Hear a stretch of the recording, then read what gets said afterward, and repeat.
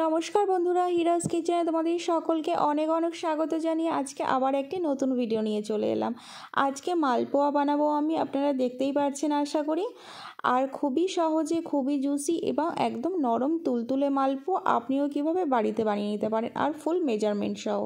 তার জন্য দেখুন, আমি এখানে 2 বাটি ময়দা নিয়ে নিলাম, আর সেই একই বাটির 1 বাটি সুজি নেব, আর হাফ বাটি নারকেল কোড়া, আর 1 চিমটি মতো লবণ দিয়ে দেবো, আর 1 বাটি গুড় দিয়ে দেবো। এটা খেজুরের গুড়।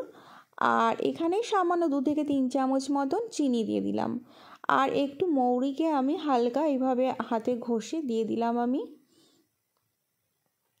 আর অল্প অল্প করে দুধ দিয়ে এটাকে আমি একটা খুব সুন্দর স্মুথ একটা ব্যাটার বানিয়ে নেব। আপনারা চাইলে লিকুইড দুধের বদলে গুঁড়ো দুধও ব্যবহার করতে পারেন। এখানে আমি লিকুইড দুধটাই ব্যবহার করলাম, তার জন্য পাউডার মিল্কটা ব্যবহার করলাম না। আপনাদের কাছে যেটা অ্যাভেলেবেল থাকে আপনারা সেটা অবশ্যই ব্যবহার করতে পারেন। তারপরে হ্যান্ড উইক্স দিয়ে অল্প অল্প করে এভাবে মিশিয়ে নেব আমি এখানে 1 কাপ দুধ দিয়েছি আর 1 কাপ জল দিলাম। আপনারা যে বাটিটা আমি মেপে নিয়েছি এরকম কোনো একটি বাটি বা কাপ আপনারা সেট করে নেবেন, সেইটাতেই পরিমাণ মতন ব্যবহার করবেন। যেটা আমি ব্যবহার করলাম 1 বাটি ময়দা দিলে 2 বাটি ময়দা দিলে 1 বাটি সুজি ওখানে ব্যবহার করবেন। আর মিষ্টিটা অবশ্যই আপনারা আপনাদের ইচ্ছে মতন ব্যবহার করবেন। এইভাবে খুবই সহজে, খুবই নরম তুলতুলে আর একদম ফুলকো ফুলকো মালপোয়া আপনাদেরও রেডি হয়ে যাবে। একটা কড়াই নিয়ে নিলাম, তারপরে আমি এখানে তেলটা গরম করে নেব।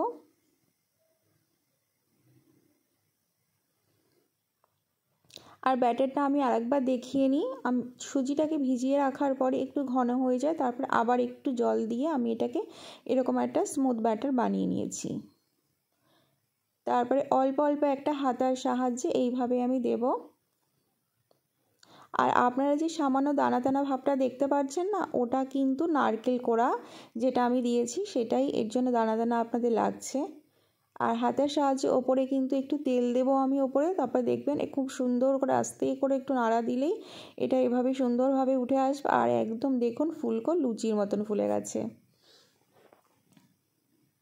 ফুল মেজারমেন্ট সহ আমি রেসিপিটা দেখালাম, যাতে নতুন যারা রান্না করছেন কিংবা নতুন এই যে পৌষ সংক্রান্তি গেল, এবার শীতের সময় শুধু পৌষ সংক্রান্তি লাগে না, আমরা শীতের সময় কিন্তু নানা রকম পিঠে খেতে খুবই ভালোবাসি। শীতের সন্ধ্যা মানেই খাওয়া দাওয়া। তো আপনারাও এরকমভাবে খুবই সহজে মালপোয়া বানিয়ে নিতে পারেন। দেখুন আর একটা আমি দিয়ে দিয়েছিলাম, সেটাও দেখুন কত সুন্দর ফুলে উঠেছে।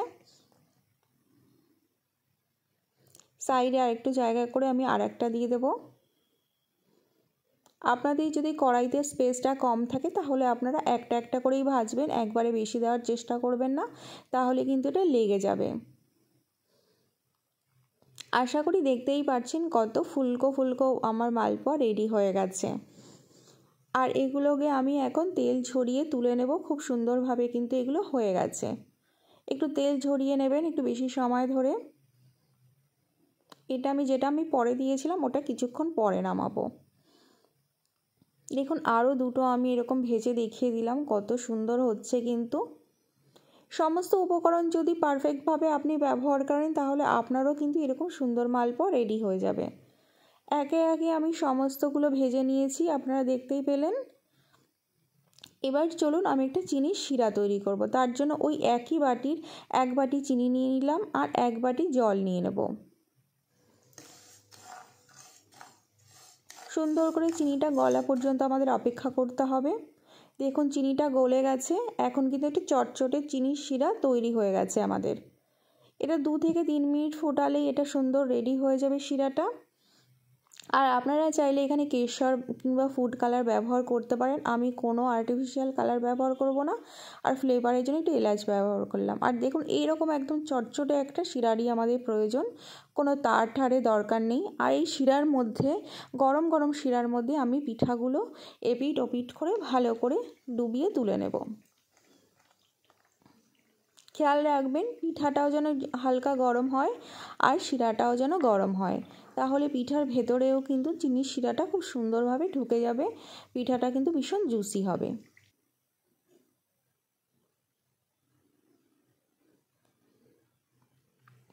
তাহলে রেডি হয়ে গেল আমাদের আজকের মালপোয়া। খুবই সহজভাবে আপনাদের ঘরে থাকাই উপকরণ দিয়ে কিভাবে আপনারাও এইভাবে মালপোয়া বাড়িতে বানিয়ে নিতে পারেন সেটাই আপনাদের সঙ্গে শেয়ার করলাম।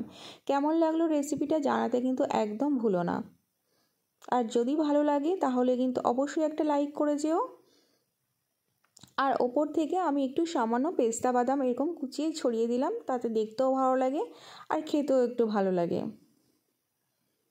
এটা অপশনাল, আপনারা দিতেও পারেন নাও দিতে পারেন। আর যদি আমার ভিডিওটা ভালো লেগে থাকে আর যদি আপনারা আমার চ্যানেলে নতুন বন্ধু হয়ে থাকেন তাহলে অবশ্যই আমার চ্যানেলটি সাবস্ক্রাইব করে যাবেন আর পাশে থাকা বেল বাটনটি অবশ্যই প্রেস করবেন, তাকি যখনই আমি নতুন ভিডিও পোস্ট করব আপনাদের কাছে খুবই সহজে নোটিফিকেশান পৌঁছে যাবে।